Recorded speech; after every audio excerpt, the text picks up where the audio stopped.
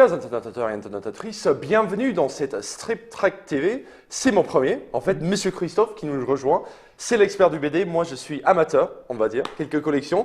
Mais aujourd'hui, on va parler d'une petite série qui m'a touché, on va dire, récemment, celui de Fable, que moi personnellement j'ai découverte en jouant au Telltale Games The Wolf Among Us, Le Loup parmi nous, qui était excellent, qui est basé sur cette série de BD que j'ai beaucoup apprécié. C'est monde, pour faire un résumé très court comme moi je le connais, c'est l'histoire de tous les fables, du gros méchant loup, petit chaperon rouge, Blanche-Neige, tout ça, qui se retrouvent donc à New York dans leur petite communauté un peu fermée, qui essaie de vivre leur vie. Mais bon, voilà, le bel et la bête, ils sont plus milliardaires, on va dire, comme ils étaient enfin, ils ont plus de gros châteaux, ils habitent dans un appartement avec une chambre, donc c'est, voilà, le gros méchant loup, c'est le détective de la ville, etc. Voilà. Donc tout est basculé, ils font comme ils peuvent, mais ça fait pour des histoires super intéressantes dans un monde qui est à la fois moderne, New York moderne, ce genre de choses, mais avec cette petite recul sur, voilà, le grand méchant loup, le chasseur, il y a le troll dessous le pont, ce genre de choses. Enfin, c'est très attirant comme univers. Et donc, il y en a pas mal de tombes. Alors, il y a en tout, la série vient de se terminer, en tout cas aux États-Unis, elle s'est terminée l'année dernière, et là en France, on l'a enfin le dernier tome en version française, donc c'est le 23e tome. C'est édité chez Urban Comics Vertigo. Donc oui, Fable, c'est une série qui se passe à New York et dans d'autres mondes parallèles, puisque c'est l'histoire, comme tu disais, des personnages de Fable qui sont, ils ont été expulsés de leur univers, de leur royaume respectif et de leur monde respectif, parce qu'on part du principe que chacun était sur un monde et que les mondes ont des portes qui les lient entre eux. Et ces personnages, déjà, on se demande pourquoi ils sont à New York, qu'est-ce qu'ils foutent à New York, hein. Ils sont à New York parce qu'ils ont été éjectés par un adversaire, d'ailleurs on l'appelle l'adversaire, avec ses armées géantes, enfin ces énormes armées très très puissantes, et cet adversaire a créé un empire et il a pris royaume après royaume, et certains personnages sont restés dans les royaumes et tous les autres se sont exilés et se sont retrouvés à New York. Donc automatiquement, quand tu te retrouves avec les trois petits cochons et le loup-garou et le loup, le grand méchant loup, ça pose quelques problèmes. Voilà. Ou le chasseur et le loup, ça finit jamais bien. Tous ces personnages-là se retrouvent dans une petite communauté, donc c'est pas facile. Et le loup est devenu le shérif, le policier de la communauté. Il y a eu un statu quo, tout le monde, une sorte tous les crimes ont été blanchis. Alors, en vérité, ils sont à New York et aussi dans ce qu'ils appellent la ferme, qui est pas très très loin de New York. La ferme est assez importante en plus dans l'histoire. La ferme est un endroit important parce que justement, certains comme Blanche-Neige, le prince charmant, etc., n'ont aucun problème pour habiter à New York. C'est pour des humains. Voilà. Mais par contre, automatiquement, un crapaud, les trois cochons, Shere Khan, etc., ils peuvent pas habiter là-bas, donc on a fait un endroit spécial pour tous les héros ou les personnages, parce qu'il n'y a pas que des héros, tous les personnages des fables qui ne peuvent pas être vus par les humains, par les communs. Et qui ne peuvent pas se payer un déguisement magique, un glamour, c'est comme ça qu'on s'appelle, voilà. Ouais. Ils doivent aller là-bas. Ils appellent ça la ferme, et apparemment ils n'aiment pas. Donc. Et ils ne sont pas fans. Donc effectivement, il y a toutes ces histoires. Enfin, il y a plein d'histoires possibles avec ces personnages-là. Je ne suis pas certain d'avoir cité les auteurs. Enfin, l'auteur principal, c'est Bill Willingham, qui est le scénariste de la série. Et après, les dessinateurs, on va dire qu'il y en a un qui est récurrent, qui s'appelle Mark Buckingham, mais il y a eu d'autres dessinateurs qui sont arrivés parce qu'on va peut-être montrer les pages, etc. Mais il y a plein d'histoires, il y a des petites histoires aussi dans les histoires. Il y a un fil rouge. Moi, je dirais que la série donc, fait 23 tomes. Les 23 tomes ne sont pas essentiels, ne sont pas indispensables. Oui. La véritable bonne histoire, la grande histoire, celle qui a… c'est celui de cet adversaire. Voilà, c'est le fil rouge par rapport à l'adversaire, c'est comment est-ce qu'ils sont arrivés à New York. Et évidemment, il y a un moment où notre univers, on va dire notre planète, va devenir aussi, c'est une de celles qui manque à l'adversaire, donc il va commencer à s'intéresser à notre univers. Pourquoi il ne s'est pas intéressé avant? Parce que notre univers n'a pas de magie, Et la magie est très C'est un peu importante dans cet banal, on va univers-là. dire. Voilà. Donc, il commence à s'intéresser à notre univers. Et du coup, les fables doivent de nouveau lutter contre lui. Et tout cet ensemble d'histoires se fait en 14 tomes. Alors 14 tomes, alors là je vous montre la version souple, la version Vertigo souple, sachant que la numérotation a changé évidemment, parce que sinon ça serait trop simple. C'est un peu particulier, on va dire. Voilà, puisqu'on a, quand on regarde maintenant, donc c'est le tome 23 qui vient de sortir, mais on a si on est ceux qui ont l'ancienne collection et la nouvelle et qui ont suivi, ont 2 tomes 21 et 2 tomes 22. Donc maintenant, on va dire que ceux qui achètent la série maintenant vont en avoir pile 23, 23 tomes. Donc c'est jusqu'au tome 14 qu'il faut le lire. Là, ça reste un grand indispensable. Ensuite, pour tout vous dire, ça va être un peu plus... on peut tourner en rond. Il y a certaines histoires qui sont très intéressantes, d'autres qui n'ont certainement qu'un intérêt. Je ne suis pas le seul manifestement à le penser, puisque la série a eu énormément déjà de succès aux États-Unis et surtout, elle a eu des prix. Elle a eu 11 Eisner Awards, qui est le plus grand prix concernant les comics aux États-Unis. Il en a eu 11, mais ça s'est arrêté à 2007. C'est-à-dire que toutes les premières années de la série, chaque année, il avait un prix.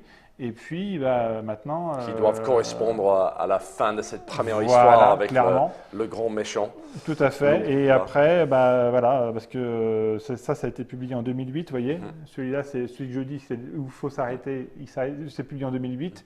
Et après celui-là, la série n'a plus eu aucun prix. Donc, on pourrait peut-être dire qu'il y a eu ce ressentiment que la série était faite pour aller jusqu'à ces comics, enfin ces épisodes-là, ces tomes-là. Tout à fait. Mais ils ont voulu continuer parce qu'ils avaient d'autres idées et tout ça, mais ça n'a pas aussi bien marché. Tout à fait. Tout simplement. Alors, d'ailleurs, c'est pas marqué sur les anciens, mais sur les nouveaux, mais sur les anciens, ils indiquaient quand même que c'était pour lecteurs avertis. D'accord. Parce que voilà, il y a un peu de boucherie Ah oui, quand même. ça commence seulement à partir du 4 apparemment. Le boucherie, là on voit, c'est cette étiquette-là normalement. Et ça commence à partir du tome 4 à devenir intéressant apparemment. Mais après, il y a des boucheries dès le départ quand même. Il y a quand même des crimes, etc. C'est ça, ouais. Alors il faut dire aussi que la série a de magnifiques couvertures. Ah oui, ça. D'ailleurs, vous m'avez dit, ils ont sorti un artbook Tout à avec fait. juste les couvertures dedans, mais c'est des guest artistes à chaque fois pour chaque couverture, j'ai l'impression. Alors il y a un artiste qui est récurrent, qui s'appelle, je ne veux pas dire de bêtises, il s'appelle James Jean. C'est lui qui a fait les plus belles couvertures de la série, comme celle-ci, celle-ci. Enfin, elles sont vraiment magnifiques. Carrément. Et il y avait une version américaine de l'artbook qui existait, qui n'était pas donnée, elle était à plus de $40. Et là, elle va sortir, ou elle vient de sortir. Elle sort tout fin janvier, début février 2015 en français et à 24 € si je ne me trompe pas. Donc là, on est dans plus abordable. Et c'est très très très beau. Pendant qu'on est sur le prix, c'est combien plus ou moins le tome dessus, alors maintenant, la série actuelle, bonne question. Je ne veux pas te dire des bêtises. C'est pas marqué. Malheureusement, je t'avoue que je me les achète, mais je ne sais plus. Ça, j'imagine que c'est plus ou moins le même prix que les franco-belges. Voilà, on est dans du 15-20 € quoi. Voilà. Ok. On est à 15 €. Il y a la lecture. Il faut dire c'est que c'est quand même des sacrés pavés. Il se passe beaucoup de choses, donc on peut montrer un peu le contenu. On commence où? Parce que moi, on va commencer par le premier. Moi, je ne veux pas faire de spoil. Voilà, on va pas faire de spoil, donc on peut commencer par le premier. Allez, Surtout que le premier est une histoire véritablement à part. Ça pose un peu l'univers. Puisque là, on est sur une enquête interne au sein des Sylves, qui est c'est la commune en fait. Voilà, de la communauté. Là, on voit c'est Woodland, oui, c'est les Woodlands, les terres bosquées, c'est comme ça. Je pense qu'on a dit ça. Voilà, ça fait référence au pays de Blanche-Neige où il y a tous les animaux, etc.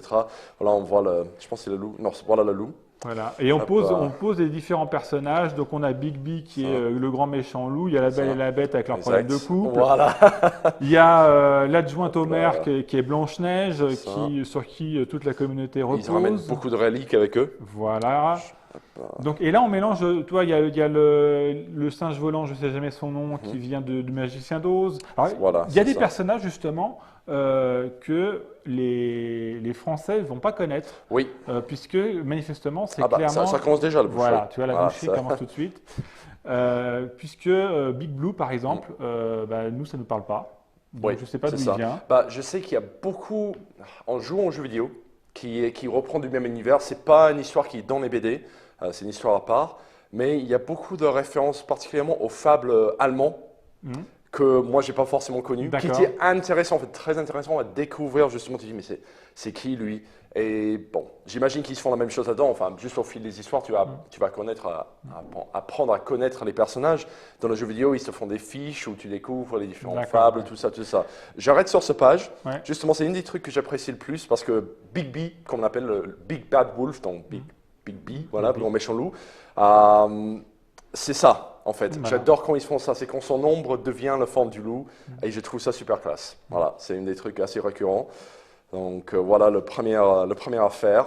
Alors c'est drôle parce que toi, le personnage de Big B, alors le personnage de Big B est un des plus importants de la série. Bien sûr. Il est dans tous les épisodes, Mhm. puisque alors c'est une sorte de policier qui est voilà, désabusé. Oui, donc très désabusé. on est à la fois toi dans le policier de série américaine des années C'est 80, ça. le gars qui Très est style désabusé. noir. Voilà.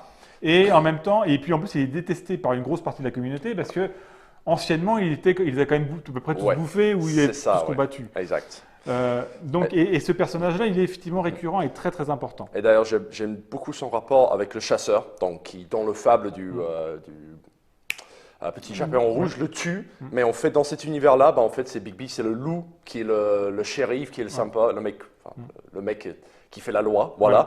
Et en fait, ben, le chasseur, c'est une espèce de soulard, c'est le mec qui est toujours en train de se bagarrer dans les bars, toujours bourré, ce genre de choses, c'est assez classe. Et ça aussi, j'aime bien, c'est un des trois petits cochons, qui n'est pas si petit que ça maintenant, il est un peu vieilli, mais en fait, c'est un peu un clochard, il ne veut pas aller à la ferme, donc il dort chez Big B. Moi, il y a un personnage que j'adore, enfin, une idée assez fabuleuse, c'est que c'est le prince charmant. Parce que le prince charmant, voilà, il y a celui qui a épousé Blanche-Neige, il y a celui qui a épousé Cendrillon, il y a celui qui a épousé celui qui a épousé à peu près toutes les belles filles des contes. C'est le Et en tombeur réalité- d'une série. Et en fait, c'est toujours le même. Donc, il les a toutes épousées, séduit, épousées et divorcées. Donc, c'est un abruti, enfin un connard, on peut le dire. Allez, on est entre nous. C'est véritablement le gars hyper égocentrique. Il ne vit que au crochet des femmes, etc. Donc maintenant, du coup, il est hyper connu au sein de la communauté. Donc maintenant, il est obligé d'aller séduire ce qu'on appelle des communs, parce que voilà, ceux qui ne viennent pas des fables, les êtres humains normaux comme vous et moi, nous sommes des communs, malheureusement. Et donc ce personnage-là, qui est normalement est censé être le prince charmant, beau, belle gueule, il est très belle gueule, mais voilà, C'est atypiquement le beau connard en fait. Voilà, C'est le mec, c'est c'est ça. un tombeur, mais en fait c'est un connard fini. Et il vit Voilà. au crochet Nouveau des riche, voilà. ce sont Et en ce plus, il vit style-là. au crochet parce qu'il n'y a plus aucune fortune, Ouais. parce qu'effectivement, comme C'est tu ça. disais, ils ont tous abandonné leur fortune. Voilà. Donc, il faut qu'ils travaillent, la plupart, enfin certains, etc. Et lui, il est vraiment, il vit au crochet des femmes. Et ce personnage qui n'a strictement, il est totalement pathétique.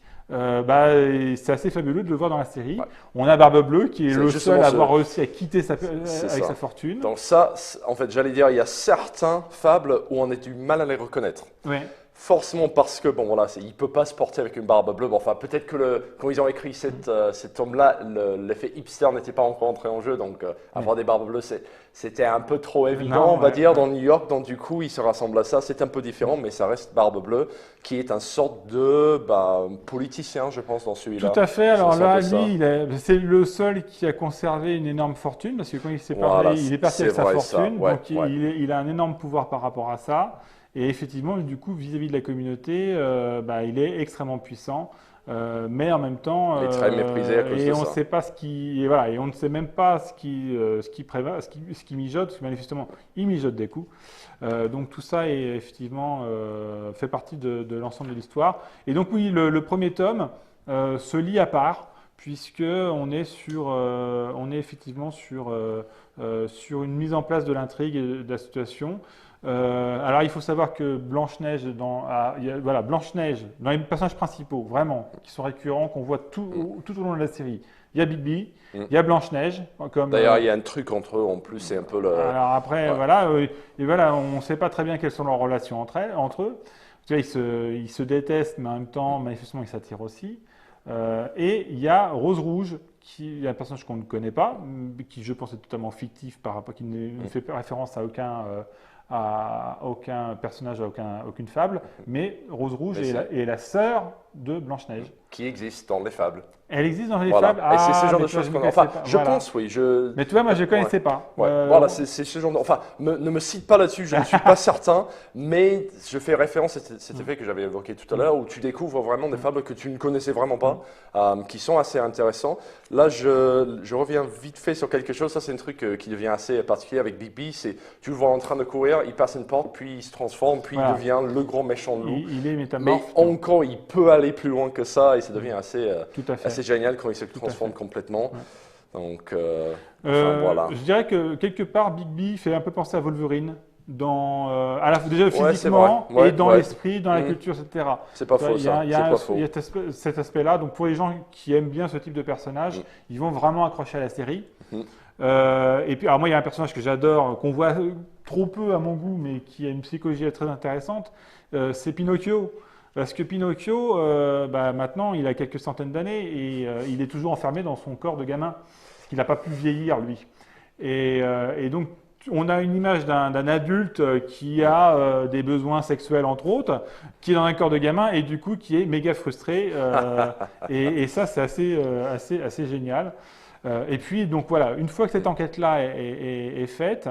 Voilà, je ne vais pas faire toutes les dernières pages histoire de ne pas le spoiler. Après, on arrive effectivement au deuxième tome où. C'est celui-là le deuxième, normalement. C'est celui-là le deuxième. Vous avez une tome préférée pour qu'on le montre, sans trop spoiler, bien sûr. Ouais, le problème, c'est ça, c'est qu'il est vraiment très très bon. Non, mais on peut commencer par le deuxième. Déjà, la couverture est magnifique. Ah oui, celui-là, elle est vraiment très très belle. Je ne sais pas qui sont les personnages à qui il fait référence. Là, c'est Rose Rouge et Shere Khan du Livre de la Jungle. Ah ben oui, forcément. Parce qu'effectivement, on a les personnages du Livre de la Jungle qui sont là. On a énormément de personnages. Alors après, de toutes les cultures, je pense, on a Aladdin qui va arriver plus tard, etc.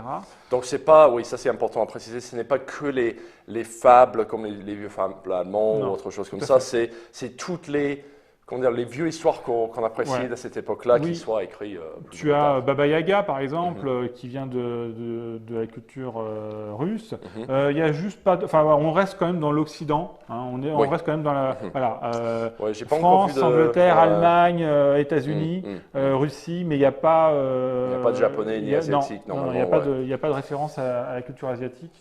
Alors après, c'est beaucoup de dialogue. Hein, si vous êtes allergique au texte. Voilà, le fameux ferme. Voilà la ferme. Donc elle est très elle est vraiment cachée par rapport aux humains. Ça se voit. Hein. Mais il y a plein de personnages qui sont très intéressants. Et là, on commence à avoir ce début d'histoire où on essaye de nous expliquer comment ils sont arrivés sur notre planète, pourquoi ils sont arrivés, et puis quelles sont les menaces qui vont venir. C'est ça. Je crois que ça commence à cet épisode-là où on commence à avoir d'autres épisodes qui sont faits par d'autres dessinateurs. Alors après, on est vraiment dans les choix esthétiques, les goûts des uns et des autres. Je ne vous cache pas que je ne suis pas fan de tout. Parce que parfois, il y a des invités qui font des épisodes qui sont des one-shots, dont d'ailleurs parfois ça perturbe un peu l'histoire. Mais tu vois, par exemple, on en a une ici. Par exemple, ça change un petit peu là. C'est ça qui est assez fou, c'est que du coup, tu commences l'album, tu te dis, mais c'est pas du tout la même chose. Ça, on va tout de suite là. Comparaison, voilà. On voit un petit peu, il y a un changement de style. Clairement, il y a un changement de style, mais parce que c'est une histoire. Alors parfois, c'est des histoires dans l'histoire. Et puis, une fois que et après, on revient à l'histoire générale. Souvent, c'est des flashbacks, justement. Les flashbacks vont être racontés par d'autres dessinateurs ou des séquences vraiment en marge du fil rouge. Alors, on va dire que ça peut aider à la compréhension de l'histoire. Comme ça, on sait que là, on n'est pas dans l'histoire principale et on est sur des épisodes en dehors. Ça peut quand même être perturbant parce que au bout d'un certain nombre de tomes qu'on relit, il faut revenir on n'a pas toujours l'histoire en tête parce que elle est complexe, hein, l'histoire est assez complexe. C'est un peu à la Game of Thrones où des fois on passe des chapitres à des chapitres en dehors de l'histoire principale à suivre un personnage plus ou moins mineur et le temps qu'on revient c'est attends, c'était qui lui déjà? Il faut savoir aussi que en parallèle de la série, on a une autre série qui s'est créée qui s'appelle Jack of Fable. Alors en France, il y a eu 7 tomes de sortie, là on a que les 6 premiers. Je crois qu'aux États-Unis, il y en a un peu plus. Mais la série s'est terminée et il faut savoir qu'elle ne se trouve plus en France, en VF. Ce qui va poser problème pour ceux qui voudront lire la série en entier, parce qu'il y a des moments où on fait référence à ce qui se passe là-dedans. Donc c'est là où tu vois par rapport au scénariste, il y a des moments où il pose problème. Jusqu'à toute la première séquence, il n'y a aucun problème. Jusqu'au tome 14, il n'y a aucun problème. Après tome 14, on commence à faire référence à d'autres histoires. Il y a même un moment où les deux histoires sont communes. Et là, ça devient à peu près n'importe quoi à comprendre. Jack of Fable, c'est un personnage. Il y a le grand méchant loup déjà. Voilà. Alors Jack of Fable, c'est le Jack de toutes les fables. Parce qu'on parle du principe que, alors Jack est le haricot magique. D'accord, ouais. C'est le même personnage. Alors il y a un Jack Frost, je crois. Oui, Jack Frost, ouais. Voilà. Ah, ok. C'est toutes les Jacks qu'il y a dans toutes les Voilà. Alors manifestement, il y a comme plus idée, de Jack dans les légendes américaines que les légendes européennes. D'accord. Parce que nous, il y en a certains qu'on ne connaît pas. Mais, et donc c'est ce même personnage. Donc du coup, c'est le personnage qui est quasiment immortel parce que lui, il est connu par tout le monde. Parce que tant qu'un personnage n'est pas oublié, s'il meurt, il ressuscite automatiquement, puisque l'existence vient du fait d'être reconnu et mémorisé par la collectivité. D'accord. Donc automatiquement, lui, Jack of Fable, c'est le Jack de tous les contes, donc automatiquement, lui, il est quasiment immortel, il a plusieurs vies. Et c'est pareil, lui dans le genre abruti, il est pas mal. Cette image, j'aimerais penser que ça présente bien le personnage. Voilà, une espèce de braquage raté. Voilà, il est un peu scratché par terre. Et j'imagine qu'on va le voir. C'est à la fois un gars qui est loser, qui veut absolument. Alors c'est un dragueur fini. Enfin vraiment, c'est le. Et voilà, c'est un petit arnaqueur. C'est un petit arnaqueur à petite semaine. Et du coup, il y a un moment où il va être éjecté par la communauté parce qu'on dit tu en as trop fait, quoi. Et du coup, quand il est exclu de la communauté, il se retrouve dans le monde des communs et il va vivre ses aventures. Et ces aventures qui sont dans Jack of Fable, on va dire que pour ceux qui aiment bien le personnage, ça peut être intéressant. Après, c'est pareil, c'est pas essentiel. Mais voilà. Le principe du personnage est super intéressant, je trouve. Et surtout le look, comme vous m'avez dit, un peu glandeur. Voilà.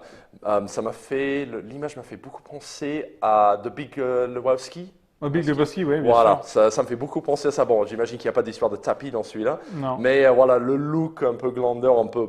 Voilà, ça me fait fortement penser à ça. Donc voilà, il va parfois faire fortune, il va après être ruiné.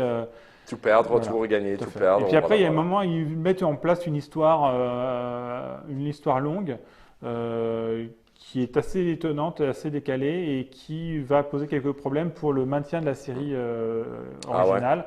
Et c'est pour ça qu'à un moment, ils vont fusionner les deux sur un épisode pour arriver à conclure tout. Mais entre nous, je n'ai pas été vraiment convaincu par l'expérience. D'accord. Et d'ailleurs, manifestement, je ne suis pas le seul puisque je dis la série s'est arrêtée aux États-Unis et elle n'est plus rééditée. Ah bah. Voilà. Donc A et B, voilà.